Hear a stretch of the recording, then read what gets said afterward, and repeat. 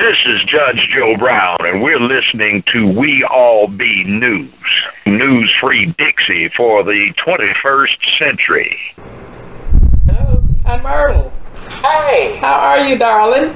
Just fine. How are you doing? I'm doing very well, very well. You get your TV going okay? Yeah, that's going pretty good. It hasn't stopped anymore. Okay, did Sandra put the other box back on there? No, we still kept the same one on there. Oh, okay, and it's still doing pretty good. Doing okay so far. Okay, are you very busy? No, I'm just sitting here soaking my feet. Okay, Ron Hurd is here. He is a person that was in touch with Sandra for a while, you know, just talking about Johnny Ace, and I was just wondering if you could just give him just a little bit of information about my dad. Oh, okay. Whatever you can think of. He'll ask you a couple of questions if you don't mind. You got time to do that? Yeah, because I ain't doing but sitting here. I was reading the Reader's Digest. Okay, all right then. Okay. Yeah, what did you say his name is? His name is Ron Hurd. Ron Hurd. Uh-huh. Okay, that's the one Sandy was talking to? Yes, uh-huh. Oh. So he contacted me, and so he's over here now. We've been talking and just having a good time. All right then. Okay, thanks, Aunt Myrtle. Hey, hang on a second. You won't be embarrassed if I tell him things that really happened. No, ma'am. Myrtle, you tell him whatever you can think of because he's interested in just knowing some things. He'll use whatever he can use. Right, okay. Okay, hang on a second. Hello, Miss Myrtle. How you doing today? I'm fine. How are you? I'm good. I woke up this morning. I'm still here. So talking to you. So that's what I do too. When I wake up, I say, oh. And then I look at the oh, my name is not in there. Yeah, I was actually, I'm just fascinated by your family, also by your brother. I mean, he was such an incredible talent. I think he should be better recognized than what he is. Oh, yeah. Yeah.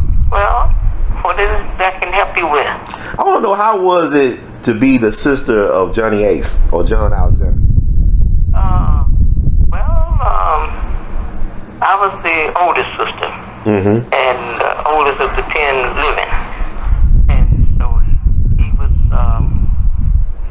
number 5 under me. 1, 2, 3, 4, 5. Yeah, he was the 5th child under me. And but we all got along real well. We did the normal things that siblings do, like teasing the other one about certain things and all that kind of mess. Other than that, we had a real good relationship with all of us. What type of child was he growing up? Well, he was always a mysterious child. He would do different things from what others would be doing, like he had chicken pox one time, and you know, back in the days, they didn't want you to get in no water, and you know, nothing like that. And when Mother found him, he was outside in the yard. We had a cow at the time, and he was out there playing in the water that she had out there for the chickens and the cows. He was out there playing in it. Oh wow, it's supposed to be outside. He done snuck out the door, and he's outside playing in the water, and just did a lot of little, you know, odd things, because they were looking for him one day and found him. He was out there asleep, and the cow was laying down. He was laying on the cow asleep. Okay, wow, that's interesting. That's a fascinating story. Oh, what type of student was he in school?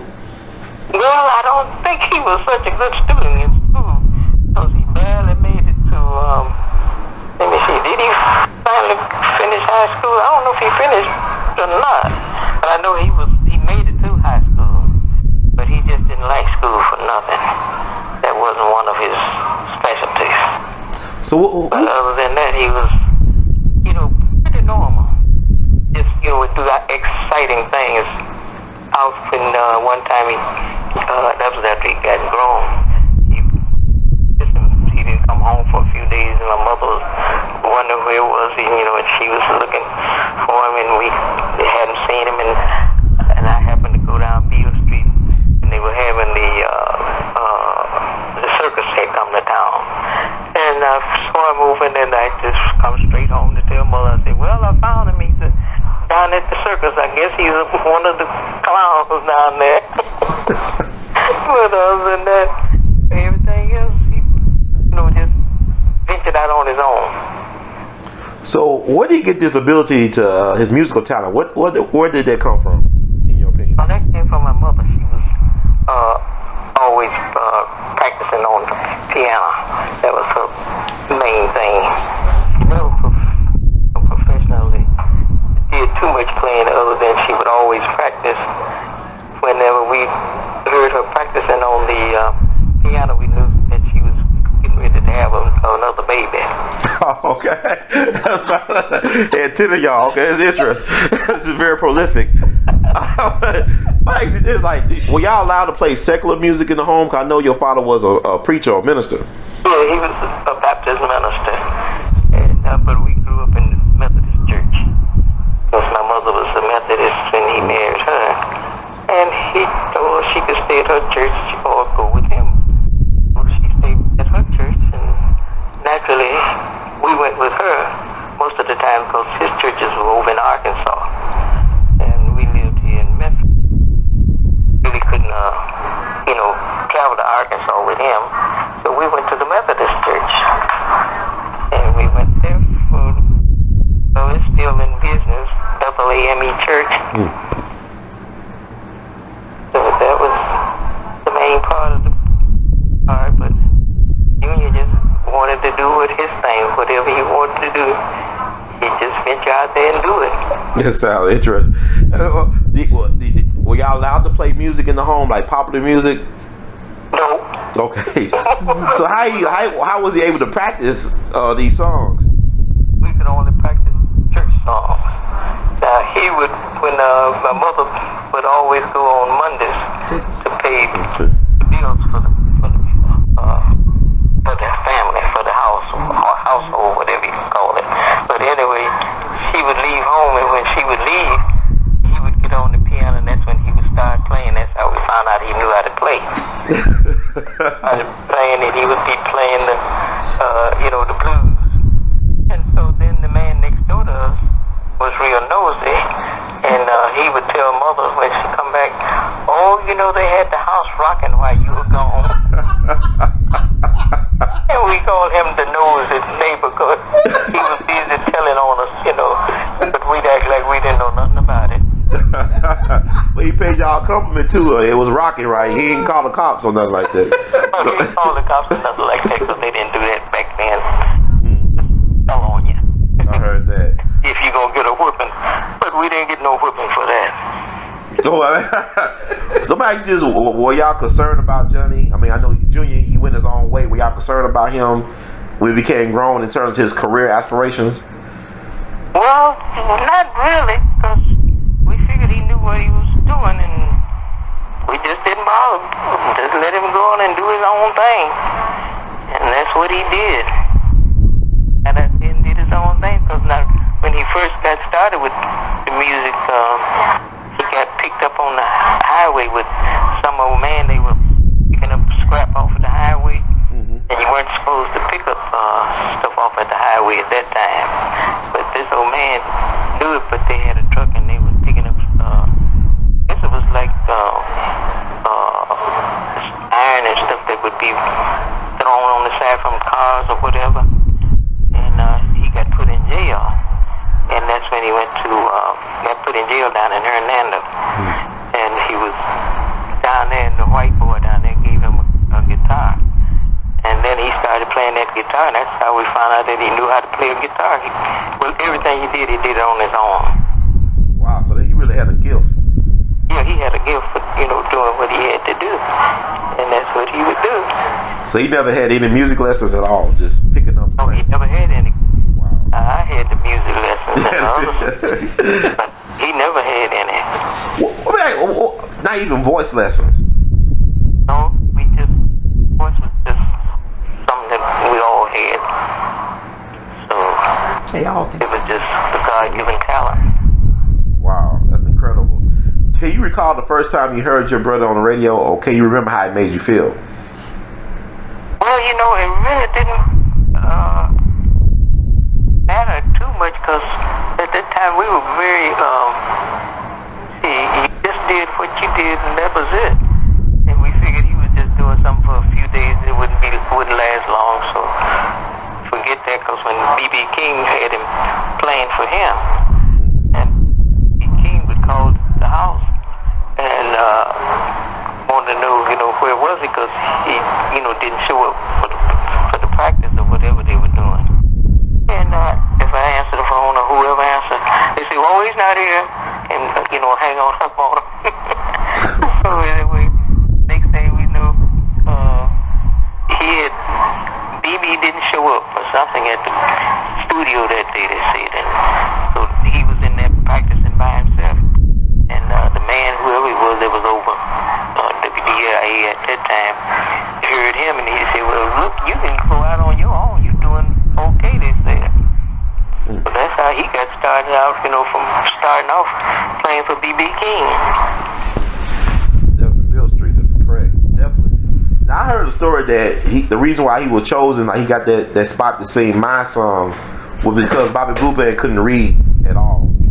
Oh, yeah? Yeah, so they ended up going to Johnny, and Johnny, that was his first big break. And I guess the guy at WDI was David Mattis.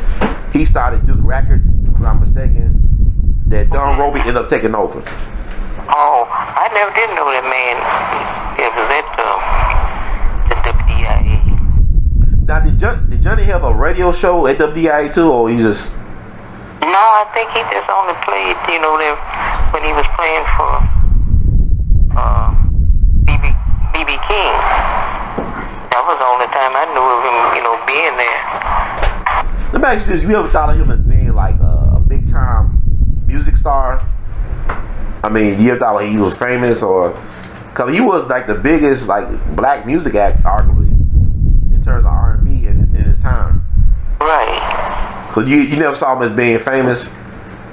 No, I never did. He was just junior, and I would always be fussing about the things that he would be doing that I didn't like that he would do at home. I was telling Janet about it. I said one time I had some penny loafers and some brown and white sandlocks, and when I knew anything, I went to put my shoes on. He done wore them, and the soles was flapping on. Well, he was a practical joker. The only thing I could do was holler and tell mother that he done threw up my shoes. So he was a practical joker, huh? He had a great sense of humor. Yeah, because he didn't work. He wouldn't work nowhere. So the mother would fix him a lunch every day. He's supposed to be going to work. He'd come back home like he didn't work, but he never did bring no money. She said, well, where's the money? He would go home and sit up there on the corner of Mississippi and Walker. That was the hangout then. And he would hang out up there all day long and come back when he's supposed to be through with his job. And I guess he would eat his lunch up there. That's fascinating. So he was a dude that never did the chores in the home, right? He wasn't forced to do chores while he was growing up? No, he was supposed to. Well, the boys were supposed to, at that time we had coal. Wood, and they used to have to chop wood and bring in the coal.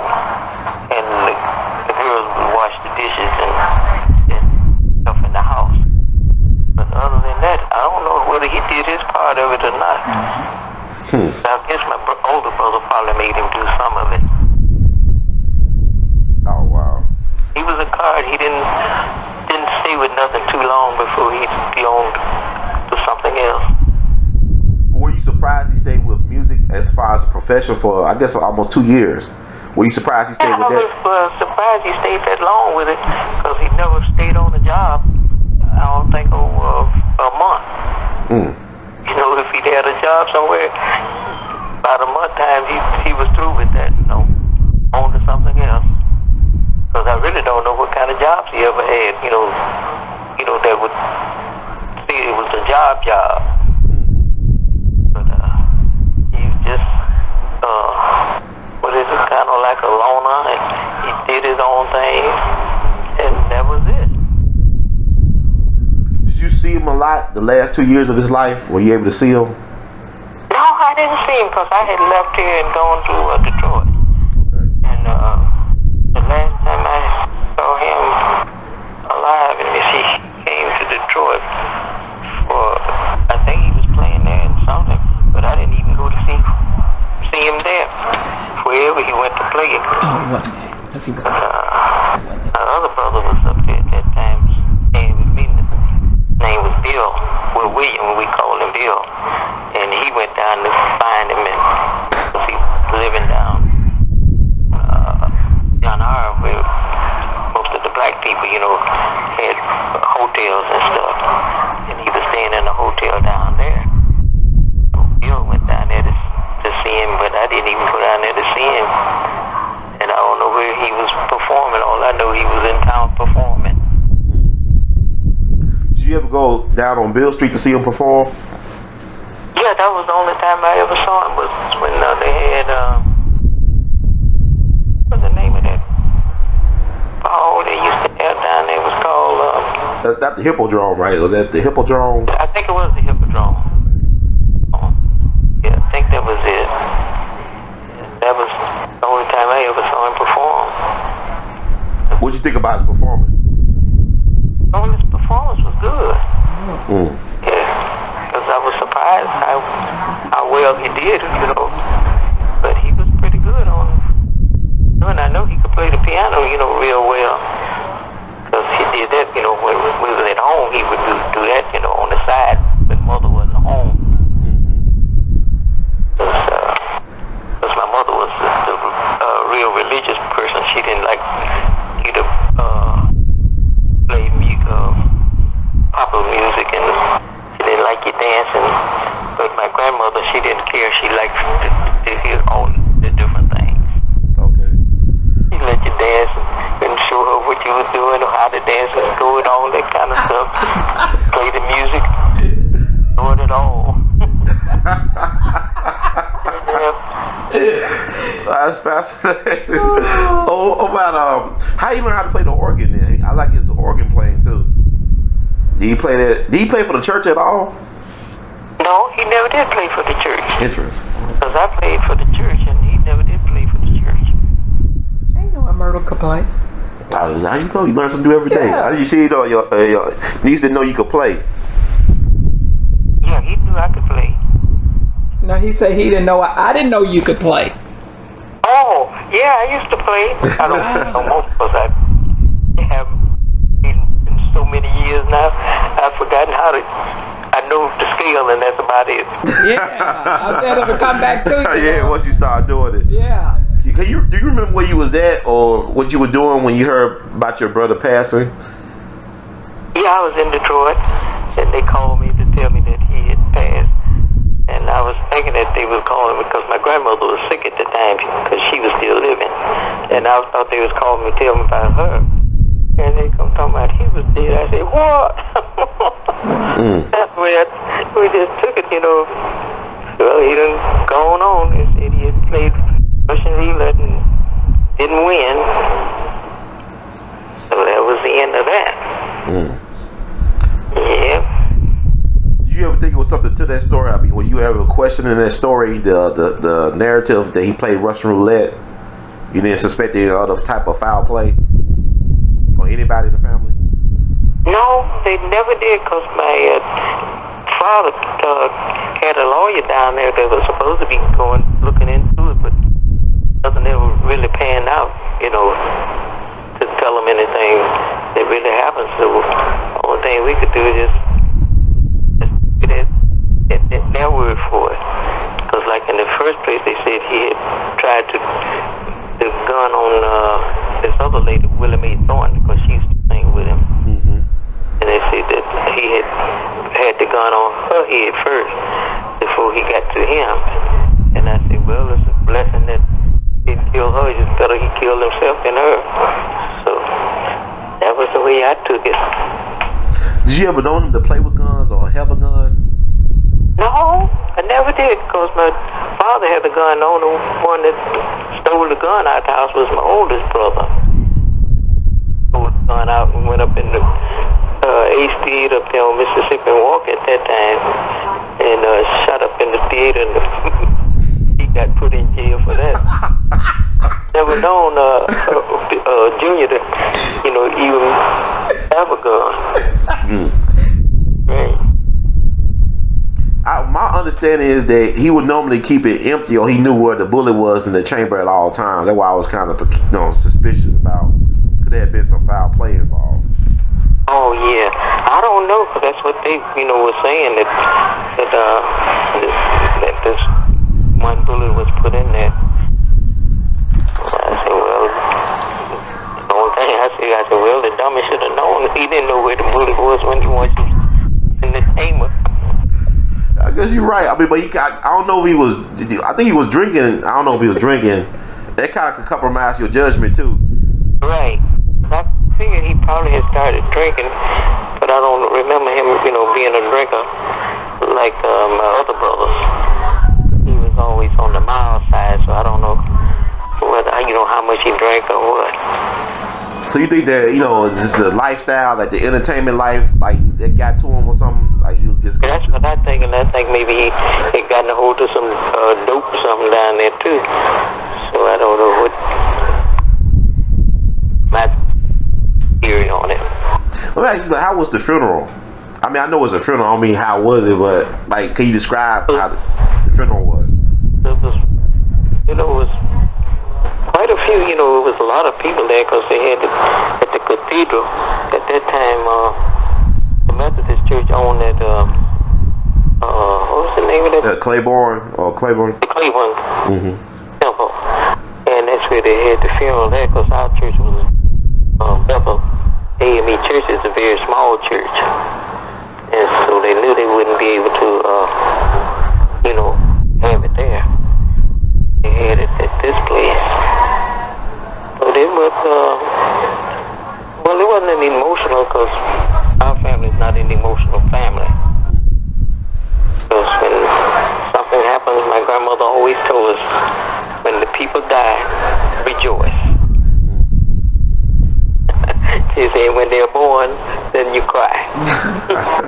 That's the scripture. That's right. Well, what about the fans, though? He had a lot of female admirers, I'm sure. Were people crying, like the fans? There was a lot of, people there that, that we didn't know that was crying and going on, but we didn't have no idea who they were. Okay. I'm pretty sure they were some of his admirers or whatever. My understanding is that Don Roby paid and arranged the funeral, correct? Is that correct? I don't think he paid all of it. My mother paid to bury him. Okay. What type of man was Don Roby, in your opinion? I never did know him either. We didn't know none of those people that he was, associated with down in what was it, Dallas? Houston. In Houston, where we got killed. No, with Don Roby, we just heard about him after he was dead. Oh, interesting. Yeah. Well, in your opinion, you thought he was a white man when you first met him? Did he look white looking? Well, he looked white as far as I was concerned. I didn't know for sure what he was, black or white. Okay. I'm fascinated. I talked to your brother, St. Clay. He thought he was a white man when he first met Don Roby. And so they never talked about me. Were your folks interested about his financial dealings with the record company? Did anybody talk about what happened to his money that he made? Or well, that's what my father had tried to find out. When he had the lawyer to go down to try to find out what had happened, and but he never could get nowhere with him. So he just finally let that go. Didn't try anymore. Like, do you listen to your brother's songs today, or you don't listen? No, I don't have any. I had some of his records, but when I moved, I don't know what happened to them. And I know one while I had all his records, and they got misplaced in Detroit, and so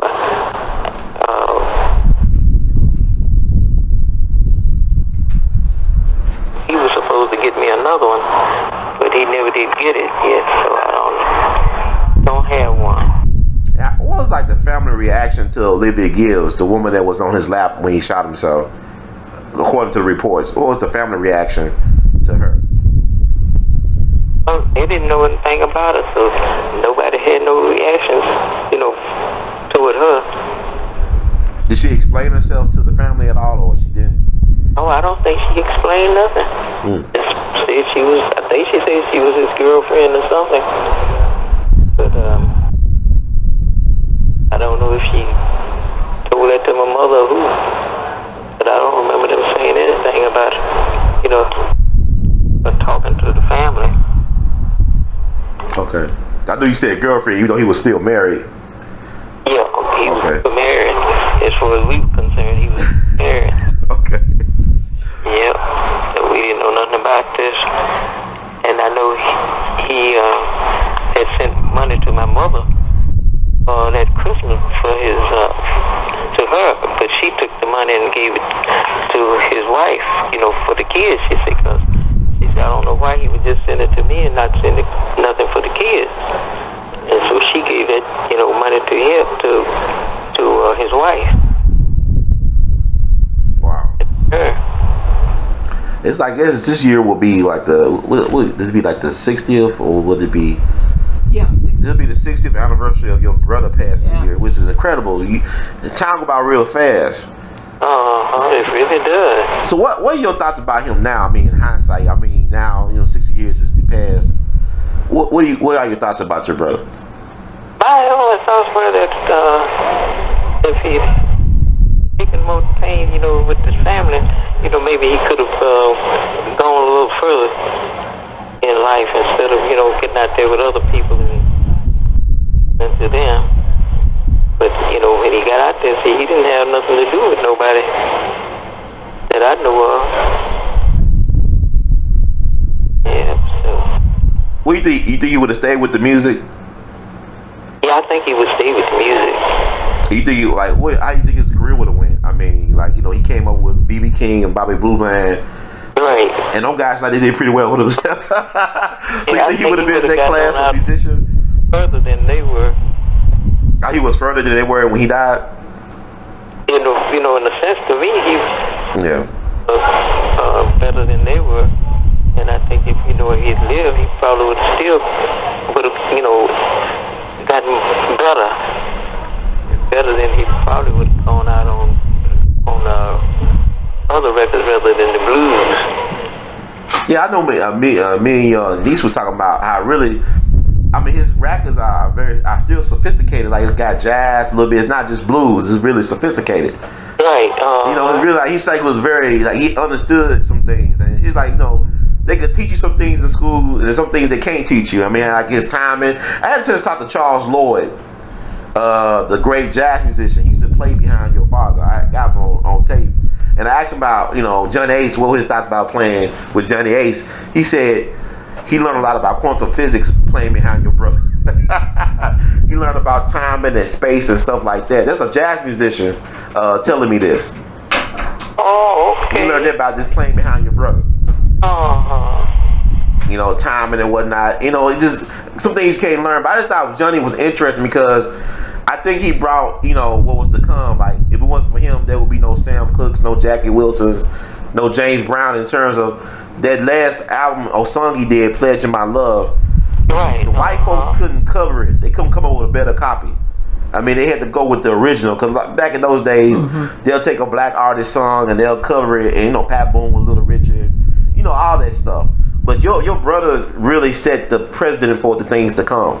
So to me, he was a prophet of music, in a way. He would have, gone much further. I definitely think so.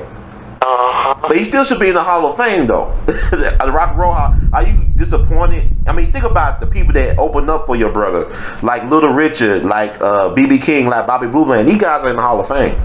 Right. Why he's not in the Hall of Fame if he set the table? Because he was the most popular R&B singer during his time in those 2 years.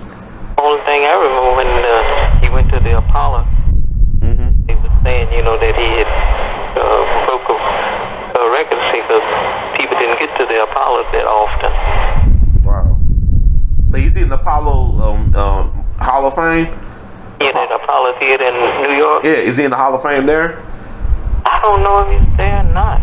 Interesting. One of the records had on there, Apollo. It was on the record. I don't remember which one it was, but I know they played it up that he had made it to the Apollo Theater. Wow, so he did a lot within 2 years. He was just 25 years old when he died. Right. That's incredible. But I was telling your niece, they didn't have no YouTube or no American Idol. They didn't have all this stuff back in the day. He was able to do that. Right. He was a captain of his destiny. Well, actually, did he ever do Dick Clark, American Bandstand? Because I know there's a picture online that claims to be him with Dick Clark. I did any of those. I don't remember, going to any of those places. Okay. But I know Aretha Franklin, had recorded one of his records. Oh, really? I don't remember exactly which one it was. Let me see. I think it was Pledging My Love. Yeah, everybody liked that. That was Elvis Presley's last song he ever recorded, Pledging My Love. Oh, yeah? Yeah, and it's the Elvis Presley week right now. But it's funny because as soon as your brother died, that's when Elvis started rising. It's like they like the polar opposites. Elvis was in the projects. He grew up in a home, in a house. It's interesting. Like, Elvis sounded like, I guess he was a white man that sounded black. Then Johnny had the voice, like he sounded like a black man sounded white, I guess, to some people. But yeah, they both had, I guess, parallel careers, so to speak. It sounded interesting. Right. Yeah, well, that was about the size of it then. But I know it was Pledging My Love that she recorded. Do you have a favorite Johnny A song? I think that was one. Let me see, I think that was the one I liked. Was the best one. I mean, that's the one that really wow. That was his hit after he died. It's like Tupac or something. Yeah. Yeah, that's it. That's not him. No. Okay. And the other one was what was it? My Song. Yeah, My Song. That was the first. I guess that's the one he recorded that broke him in. Yeah, that was a good one. And I guess Midnight Hour's Journey. I like that one too. Yeah, I didn't hear that one too much from him. Yeah, it's like he recorded with another label, the Bahari Brothers or something. But yeah, your brother was awesome, man. What about The Clock? Are you familiar with The Clock? Yeah, The Clock. That's a nice song, I think. Okay, I like all of them. Listen, to be honest with you, I like them all. I think it was just like 21, or how many songs did he do? He actually have. I don't know exactly how many. Wasn't completed, and my other brother finished it. Oh, St. Clair? Yeah, St. Clair. Finished that one. Okay. So was your brother signed, was St. Clair signed to Duke Records at one point? I don't think he got nothing out of it. He just went and finished it up, and they paid him whatever they was going to pay him, and he was nonchalant and went on about his business. It's an Alexander trader. Just go about your business. And what song was that he finished for Johnny? I don't know which one it was. Interesting. I know it was something that they said that he had started and St. Clair finished it. Okay, I had talked to St. Clair. I'm gonna wrap it up. I'm glad. Thank you for sharing so much with me. I really appreciate it. It's an honor. St. Clair, I interviewed him back in December 2009, around the anniversary. I guess it was like the 55th anniversary of your father's passing, and your brother's passing. And like he kept on, he was adamant that I got him on tape. He said Bobby Blue Band had something to do with Johnny Ace getting killed. Oh yeah. That's what he was saying. Cause he tried to talk to Bobby, he wouldn't talk to him afterwards. I know he was at the funeral or whatever, but he said he been trying to talk to Bobby, and Bobby would never return his replies or whatever.